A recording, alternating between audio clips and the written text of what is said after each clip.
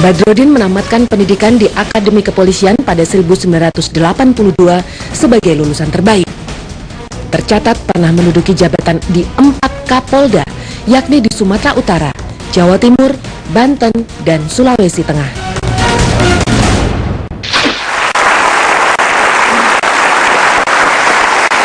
Dan telah hadir di studio Mata Najwa Kepala Kepolisian Republik Indonesia Jenderal Polisi Badrodin Haiti. Selamat malam Pak Badrodin. Selamat malam Mbak Najwa. Terima kasih sudah hadir di Mata Najwa. Saya ingat waktu lagi rame-rame kisruh Polri dan KPK. Saya ingat Pak Badrodin pernah bilang, saya jarang tertawa sekarang. Itu 2 bulan yang lalu. Kalau sekarang saya lihat sudah mulai senyum, sudah mulai sering tertawa, atau beban itu sudah selesai Pak Badrodin? Sebetulnya bukan masalah beban atau tidak beban, tetapi bagaimana kita bisa mengekspresikan apa yang membuat kita optimis ke depan. Jadi sekarang optimis? Ya tentu harus optimis, karena dengan optimis itu kita bisa melangkah ke depan. Kalau kita tidak optimis, kita tidak bisa hidup ini. Karenanya senyum terus, tertawa terus, optimis terus. Yang jelas Pak, prosesnya kan panjang, drama politik yang panjang, sampai akhirnya Bapak menjadi Kapolri. Itu mempengaruhi Anda ketika akhirnya duduk menjadi orang nomor 1? Proses yang sedemikian panjang dan drama politik yang melelahkan ini? Ya, sebetulnya sih tidak. Karena saya yakin bahwa semua persoalan ini pasti akan bisa diselesaikan. Gitu. Apakah dalam waktu singkat atau waktu panjang, itu pasti bisa selesai. Memang kita bekerja itu untuk menyelesaikan persoalan-persoalan itu. Kalau yang kemarin itu skala persoalan dari 1 sampai 10, seberapa berat untuk Anda? Ada yang kita anggap berat, ada yang tidak. Apa yang berat apa Pak misalnya? Yang berat itu menghadapi justru persepsi publik yang juga mempengaruhi akan kinerja Polri. Jadi Anda sadar persepsi publik, terutama pada saat lagi rame-ramenya KPK versus Polri kemarin, itu persepsi publik tidak begitu favorable terhadap institusi Anda? Ya jelas, dari situ kan peran media itu sangat penting, karena media sudah selalu memberikan satu penilaian yang bisa membuat persepsi publik negatif terhadap Polri. Contoh misalnya, selalu media mengatakan kalau polisi menangani KPK pasti apapun judulnya itu pasti disebut kriminalisasi. Tidak pernah itu mengatakan itu melakukan penyidikan terhadap tindak pidana. Oleh karena itu saya katakan kita punya program itu bagaimana membangun soliditas internal. Karena bagaimanapun juga situasi semacam itu, persepsi yang demikian hebat masyarakat terhadap Polri akan mempengaruhi kinerja Polri. Sehingga kita harus bangun kembali soliditas internal supaya kerja kita ke depan bisa lebih efektif. Sejauh ini Pak Kapolri, itu menjadi prioritas Anda. Sejauh ini konsolidasi internal dengan 2 pimpinan kepolisian yang baru, BH dan BG. Ya memang nggak mungkin kita satu kepemimpinan, karena memang di dalam struktur organisasi pasti ada K, ada Waka. Nah siapapun Wakanya pasti ada K sama Waka. Yang jelas spekulasi soal matahari kembar itu tidak habis-habisnya. Bolak-balik Anda membantah, saya tahu Anda sudah bolak-balik membantah itu, tapi tidak terlalu mudah untuk menepis tudingan-tudingan ada matahari kembar di kepolisian. Anda sudah lelah menanggapi itu Pak Badrodin? Ada pembagian tugas antara K dengan Waka yang jelas di dalam perpres yang kita pedomani. Kenapa harus dipersoalkan? Gitu. Seperti yang lalu saya contohkan misalnya. Ada mutasi yang lalu, yang baru keluar, saya sudah tanda tangan surat keputusannya. Kemudian untuk TR, telegram rahasia, untuk memberitahukan kepada satuan-kesatuan yang ada di jajaran Polri, itu diterbitkanlah TR yang ditandatangani oleh Wakapolri. Seharusnya ditandatangani oleh ASSDM eselon 1. Tetapi karena ASSDM itu sudah pensiun pada tanggal 30 Mei, jadi tidak berhak lagi untuk menandatangani. Nah persoalannya ini mau kita turunkan menjadi eselon 2 atau kita naikkan ke Waka. pasti kita naikkan ke Waka. Oleh karena itu saya katakan tanda tangani Waka. Tapi persepsi masyarakat seolah-olah ini yang menerbitkan skep ini Waka. Gitu. Proses ini yang harus diketahui oleh media. Itu media yang harus menjelaskan ke publik. Saya sudah menjelaskan ke media, tapi media persepsinya masih sama. Wah, ini TR ini terbitan Pak Waka, PN terbitan Waka. Kemudian ditambah-tambah ada dibumbui berbagai dugaan, wah ini jangan-jangan mutasi untuk mengamankan orang-orangnya Wakapolri. Ada tambahan-tambahan seperti itu Pak Kapolri? Ya tidak juga sih, tidak juga. Kalau saya yakin bahwa itu tidak, gitu loh. Tidak juga, karena memang saya sampaikan seluruh staf bahwa siapapun yang diusulkan, sepanjang itu punya kompetensi dan memang sudah waktunya untuk dimutasi, go ahead, saya akan ACC. Jadi tidak ada orang Wakapolri dan orang Kapolri? Semua orang saya. Semua orang Kapolri? Iya. Oh, ini anak buah saya. Ini anak buah saya semua. Saya ingat Anda pernah bilang, jangan terlalu berprasangka negatif pada Pak BG. Itu yang Anda rasakan atau yang wakil Anda rasakan? Ada prasangka negatif itu? Kan media ini selalu menyoroti Pak BG dari sisi negatif. Bahkan mau diangkat jadi Wakapolri seolah-olah persepsinya negatif saja. Padahal sebetulnya saya mengatakan seperti itu, jangan setiap melihat orang dari aspek yang negatif. Banyak hal yang kita lihat dari sisi positifnya yang bisa kita manfaatkan, kita berdayakan untuk kemajuan Polri.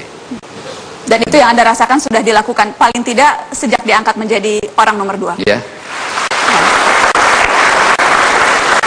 Pak Badrodin, yang jelas Anda menjadi pimpinan tertinggi Polri saat ini ketika citra dan opini publik terhadap kepolisian sedang rendah. Berturut-turut sejumlah lembaga survei menempatkan kepolisian sebagai lembaga dalam deretan lembaga yang paling tidak dipercaya publik, Pak Badrodin. Berurutan dengan Parpol, dengan DPR, dan kemudian ada polisi di situ. Menjadi pimpinan lembaga dalam kondisi yang seperti ini menyulitkan Anda untuk bergerak? Saya pikir tidak. Kalau tadi kita tidak ada rasa optimis, kalau kita tidak berupaya, ya ini tidak akan naik-naik. Ini kan kita tetap harus membangun bagaimana kepercayaan masyarakat terhadap Polri itu meningkat. Oleh karena itu saya akan tempatkan program-program mulai dari soliditas, bagaimana membangun sinergitas, bagaimana membangun profesionalisme, bagaimana membangun dukungan masyarakat terhadap Polri. Nah, outcome dari itu semua adalah meningkatkan kepercayaan masyarakat terhadap Polri. Polisi harus lebih berani daripada yang ada sekarang. Sekarang kurang berani? Kurang berani, jelas kurang berani.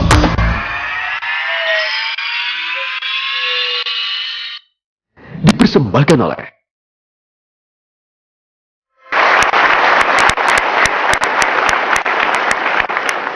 Pemirsa, hari ini tepat 69 tahun polisi ada di negeri ini. Namun tampaknya citra polisi yang negatif lebih kencang dibanding yang positif.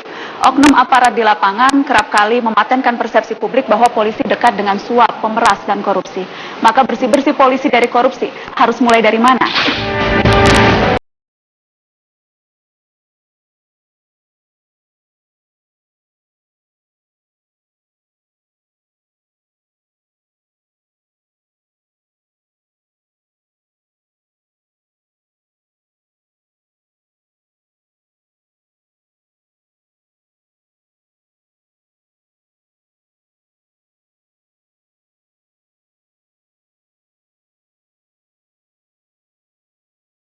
Kali ini sudah hadir pula di Bangku Mata Najwa Komisioner Komisi Kepolisian Nasional M. Nasir. Selamat malam Pak Nasir, terima kasih sudah hadir. Tadi saya sudah berbincang di awal dengan Pak Kapolri. Saya ingin ke Anda, Komisi Kepolisian Nasional salah satu fungsinya mengawasi kepolisian. Malam ini kita ingin memberikan kritik karena kado terbaik bagi polisi adalah harusnya mendengarkan kritik dan masukan masyarakat. Apa kritik terbesar Anda untuk kepolisian kalau kita bicara bersih-bersih polisi dari korupsi? Dari korupsi? Dari korupsi. Kalau dari korupsi ada 3 poin. Yang pertama, kita sangat berharap pimpinan kepolisian, Pak Kapolri dan seluruh jajarannya untuk tidak membela anggotanya yang melakukan korupsi. Tidak melakukan hal-hal yang seolah-olah polisi yang korupsi, polisi yang salah itu harus dibenarkan. Itu pertama. Yang kedua, saya berpikir, saya melihat bahwa polisi harus lebih berani daripada yang ada sekarang. Sekarang kurang berani? Kurang berani, jelas kurang berani. Saya ingin memberi contoh, seorang Kapolres itu walaupun mengetahui dan menemukan adanya penyimpangan korupsi yang dilakukan oleh bupati atau wali kota, dia tidak punya keberanian untuk melakukan kegiatan atau mengambil tindakan kepolisian. Jadi Kapolres di mana ini langsung sebutkan, ada Kapolrinya di sini, Pak Nasar? Saya kira nanti saya bisik-bisik Pak Kapolres. Jangan bisik-bisik lah, terbuka. Maksud saya begini, itu ada di beberapa tempat dan saya Dan kira itu Anda lihat menjadi fenomena, bukan Saya- hanya satu kasus, dua kasus, tapi itu sudah bisakah digeneralisir menjadi tidak berani? Tidak, itu hanya ada beberapa di Pulau Jawa, ada beberapa di Sulawesi, ada 1-2 tempat. Saya kira dalam banyak hal kami selalu informasikan juga kepada Irwasum. Nah, yang ketiga saya pikir kita harus, karena polisi ini adalah milik kita bersama, kebanggaan kita bersama, kita juga harus jujur mengatakan bahwa dalam rangka penanggulangan korupsi ini, saya lihat dalam 2 tahun terakhir tunjangan untuk penyidik tipikor itu belum keluar sampai saat ini. Saya tidak tahu kalau kemarin dulu keluar.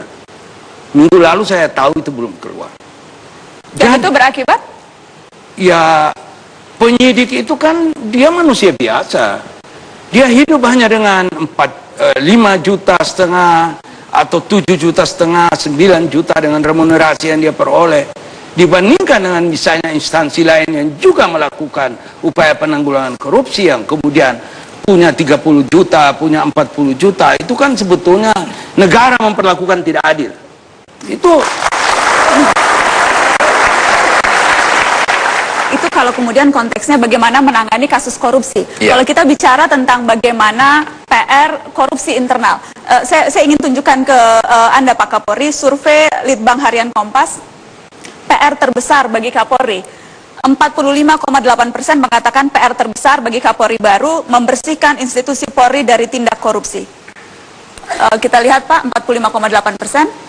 19,21% menciptakan rasa aman di masyarakat, 19% menegakkan hukum tanpa tebang pilih, kemudian juga ada 5% meningkatkan kesejahteraan aparat, dan 7% tidak menjawab. Tapi sebagian besar mengatakan yang harus dibenahi jika Badrodin Haiti terpilih sebagai Kapolri adalah membersihkan institusi dari tindak korupsi. Ya, sebetulnya menurut saya tidak hanya korupsi saja, tetapi seluruh penyimpangan yang ada di internal kita, di internal Polri. Karena penyimpangan ini tidak hanya kasus korupsi. Ya mungkin yang dikatakan kasus korupsi itu mulai dari pungli, suap, meras, itu semua tergantung ke polisi. Tetapi kekerasan juga ada di sana. Nah, tentu itu semua yang harus kita lakukan upaya untuk bisa kita berantas secara internal. Kita tertibkan secara internal.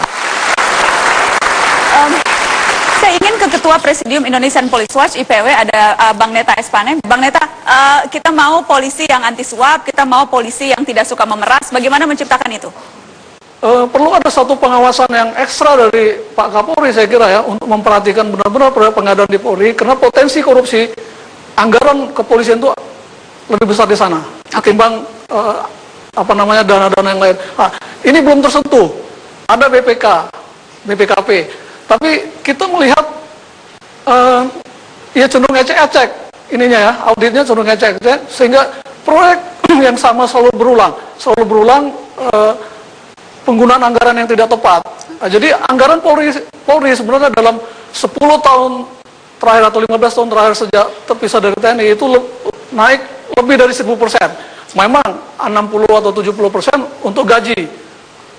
Penetapan gaji itu juga karena ketidakefisienan juga dari personil. Karena kita menemukan di Jawa Barat misalnya ada 167 pamen itu yang nggak jelas posisinya, kerjanya apa, tapi mereka pamen, gitu ya. Nah, jadi bicara reformasi kepolisian, bicara pemberantasan korupsi, bagian dari revolusi mental Polri, memang tidak sesederhana yang kita bayangkan, karena reformasi Polri, revolusi mental Polri itu seperti terjebak dalam kotak Pandora, di mana kotak Pandora ini adalah sistem-sistem lama yang sulit sekali untuk diterobos. Baik, ada tim internal pemberantasan korupsi yang waktu itu sempat Anda gagas saat fit and proper test. Apakah jadi dibentuk itu, tim internal itu? Ya, tim internal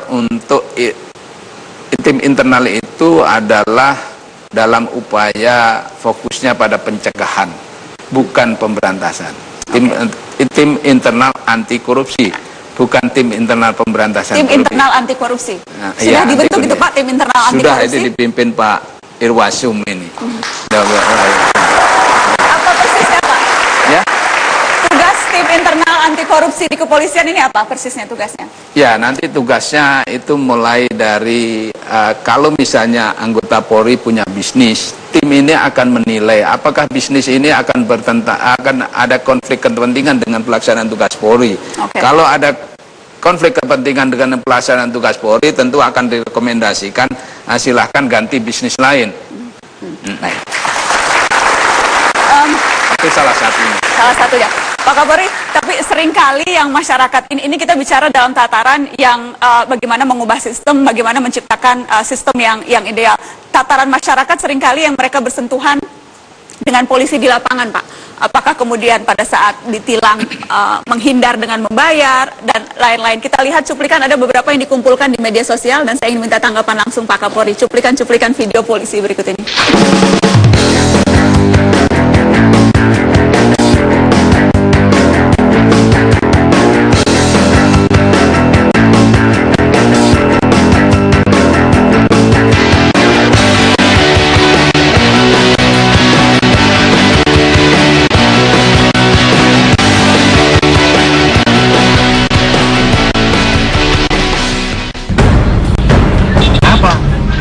Saya kerekam dia kurang aja. Ada izin nggak? Nggak ada.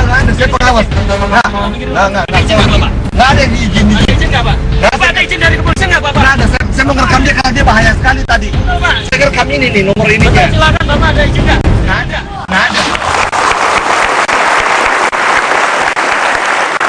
Pak Kapolri, kalau suap tentunya kalau tidak ada yang menyuap maka tidak akan ada yang menerima suap. Jadi itu resiprokal. Saya tahu karena masyarakat menyuap maka kemudian polisi menerima suap, dua-duanya. Tapi karena sekarang Hari Bayangkara, sekarang ada Pak Kapolri, jadi yang saya ingin tanyakan apa yang akan kepolisian lakukan untuk meminimalisir praktek-praktek itu? Ya, namanya yang seperti ini, petty corruption ini, tentu yang pertama ada dua hal penyebabnya. Yang pertama adalah karena lemahnya pengawasan. Ini yang seperti ini seharusnya ada pengawasan dari atasan langsungnya. Itu yang dikatakan pengawasan melekat. Oleh karena itu pada level-level seperti ini, para PAMA, first line supervisor itu harus turun ke lapangan mengawasi anak buahnya, sehingga akan mengurangi penyimpangan-penyimpangan yang dilakukan oleh anggota. Ini yang terjadi. Ini sebetulnya tugas pimpinan. Nah, kalau kasus-kasus yang seperti ini terjadi karena lemahnya pengawasan, seharusnya pimpinannya, atasannya langsung itu juga harus ditindak. Bukan hanya oknumnya? Bukan hanya oknumnya. Ini. Bukan hanya oknumnya, karena lemahnya pengawasan. Itu yang akan Anda terapkan atau sudah diterapkan Pak Kapolri? Ya, kita harus terapkan itu. Diterapkan? Iya. Di Hari Bayangkara ini akan memulai menerapkan, bukan hanya oknumnya tetapi juga atasannya? Atasannya. Komitmen dari Iya. Kapolri? Sudahlah, kamu mengaku saja. Kalau enggak nanti gue tembak. Udah banyak orang yang mati di sini.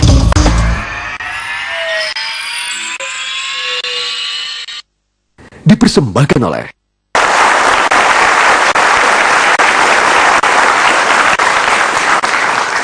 Pemirsa, satu lagi PR kepolisian. Kasus salah tangkap, kekerasan hingga penyiksaan yang dilakukan aparat penegak hukum masih kerap terjadi. Oknum polisi yang seharusnya mengayomi terkadang menghakimi dengan kekerasan. Melindungi dan mengayomi serta melayani menjadi slogan institusi penegakan hukum ini, namun mengapa praktek kekerasan di lingkungan kepolisian juga masih ada?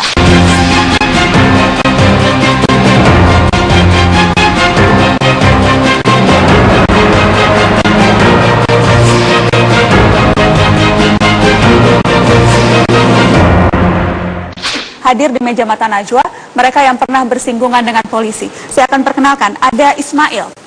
Ismail adalah mantan koordinator teknisi ATM yang dituduh mencuri dan diciduk polisi.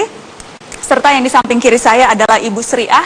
Ibu Sriah adalah ibunda dari VA, anak di bawah umur di Tuban yang diduga menjadi korban penyiksaan polisi. Terima kasih sudah hadir, Mas Ismail. Terima kasih Ibu Sriah.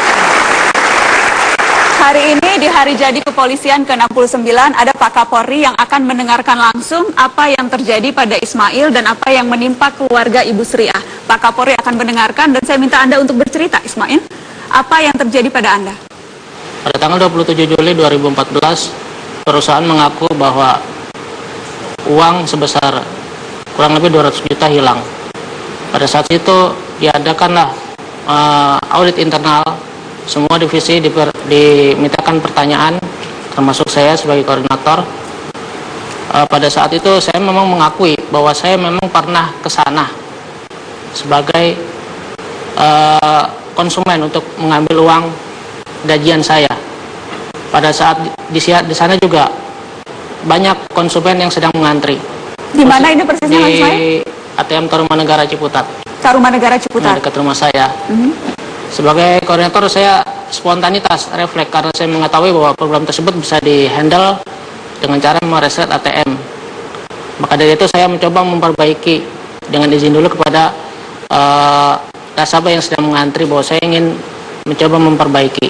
Saya tunggu kurang lebih 5 menit atau 10 menit, tidak online juga. Karena kelamaan di situ, saya meninggalkan lokasi tersebut bersama dengan nasabah-nasabah lain. Artinya saya mengambil gajian saya di lokasi lain pada saat itu. Namun perusahaan tidak mempercayai apa yang saya utarakan. Perusahaan memposisikan saya bahwa saya ke sana pada tanggal 27 Juli. Padahal saya memang mengaku pernah ke sana sebagai konsumen untuk memperbaiki ATM. Anda memperbaiki itu dalam rangka tugas atau hanya mau mengambil uangnya? Tidak, dalam tugas. Saya posisi libur waktu itu. Libur, karena spontanitas sebagai tanggung jawab loyalitas kepada perusahaan. Jadi saya melakukan hal tersebut. Oke. Sendiri? Sendiri. Kemudian perusahaan menuding Anda mencuri uang? Kemudian perusahaan menuding saya mencuri uang tersebut. Ada CCTV di? Ada CCTV, tapi CCTV tidak ada gambar saya sama sekali. Keesokan harinya kurang lebih sekitar tanggal 10 September perusahaan mengundang reserse dari Kepolisian Metro Jakarta Selatan.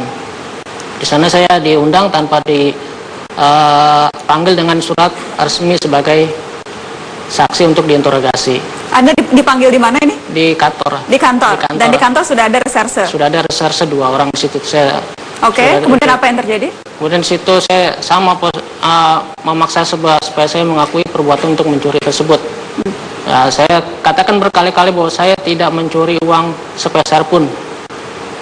Tidak puas dengan jawaban saya, reserse itu mengancam, awas kamu kalau nanti ketemu saya di Polres, kamu akan saya habisi. Kebetulan dengan bahasa Betawi, tangan gue juga udah lama nggak mukulin orang, katanya gitu.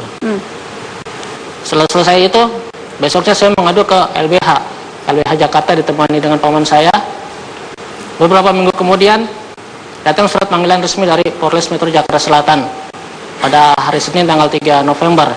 Saya ke sana sendiri tanpa didampingi pengacara. Baru saya mulai duduk, dia ajak ke dalam ruangan. Meja yang terbuat dari kayu jati itu langsung ditendang ke arah saya. Akhirnya kena ke tulang kering kaki saya. Saya mengadu kesakitan. Beberapa pertanyaan kemudian diajukan. Rupanya jawabannya tidak sesuai dengan apa yang mereka kehendaki. Lantas pukulan melalui tangan kanan mengenai telinga pipi sebelah kiri saya. Setelah itu saya diajak keluar lagi. Dia ajak ke ruang penyidik. Di situ dia sebelum keluar, penyidik itu bilang, udah, kamu jangan pura-pura sakit. Rambut saya dijambak, perut saya dipukul, kemudian saya dibawa ke ruangan toilet. Di dalam ruangan toilet itu saya disuruh berjongkok, dikeluarkanlah pistol, diperlihatkanlah kepada saya isi peluru Ditodongkanlah ke pundak saya sambil berkata polisi tersebut, "Sudahlah, kamu mengaku saja. Kalau enggak nanti gue tembak. Udah banyak orang yang mati di sini. Kalau kamu mati ntar juga gue bilang sama orang-orang kalau lu mati itu berusaha melarikan diri." Tidak puas dengan itu, saya langsung dikeluarkan kembali. Di situ sudah ada teman-temannya. Baik. Penyiksaan itu berlanjut lagi. Pada malam harinya, saya dibawa lagi ke ruangan. Di dalam Sudah diperiksa itu belum? sudah diperiksa, Pak. Sudah diperiksa. Sudah diperiksa rangkaian-rangkaian penyiksaan ini yang saya ingin utarakan. Ada 3 di dalam ruangan itu, ada tiga penyidik. Saya tidak tahu namanya, tapi saya tahu satu namanya dan saya tidak bisa menyebutkan di sini. Nanti bisa diserahkan terpisah ke Pak Kapolri. Ya, di ruangan itu saya disuruh buka baju, telanjang, perut saya ditendang, saya tangkis. Terus dia mengambil kayu ke belakang, meja papan, memukul kepala saya. 1 kali berhasil, 2 kali saya tangkis. Karena saya tangkis terus, akhirnya tangan saya diborgol, Bu. Oke. Tangan saya diborgol, badan saya dihempaskan ke lantai. Kemudian saya berteriak kesakitan. Kamar itu dikunci karena saya berteriak, kamar itu dikunci. Kamar itu dikunci. Kemudian mohon maaf, penyidik itu mengambil kantong kresek. Kantong kresek itu langsung diletakkan sekali lagi di kemaluan saya kalau dalam bahasa Betawinya itu dibejek gitu, Pak. Karena saya mengerang kesakitan, akhirnya mulut saya disumpil pakai kaos kaki untuk mengakui bahwa kamu memang pencurinya dan menyebutkan siapa teman-teman kamu, komplotan kamu, uangnya untuk dihabiskan untuk apa aja. Akhirnya karena tidak tahan dengan penyiksaan, interogasi, intimidasi, saya mengakui dan dalam tanda kutip berbohong untuk menyelamatkan nyawa saya dari penyiksaan oknum-oknum yang tidak bertanggung jawab itu. Gitu. Ketika Anda akhirnya mengaku, kemudian Anda dilepaskan? Tidak. Segera dibuatkan surat penahanan. Besok paginya saya tidak pulang. Anda ditahan berapa lama? Kurang lebih 14 hari sejak tanggal 3 itu. Baik, sekarang status hukum Anda seperti apa? Status hukum saya masih tersangka, cuman dilakukan penangguhan penahanan. Penangguhan penahanan. Sampai sekarang juga tidak jelas kelanjutannya, tapi saya bersyukur bisa keluar bebas melakukan aktivitas seperti biasa sampai saat ini. Tapi status Anda sekarang masih menggantung menjadi tersangka dengan penangguhan penahanan. Iya. Sudah adakah tersangka lain yang diperiksa? Tidak ada tersangka lain, makanya menjadi pertanyaan besar saya, apakah uang itu memang betul-betul hilang atau pura-pura hilang? Saya juga tidak mengerti itu. Baik. Banyak tenang, aku rasa perkara kok.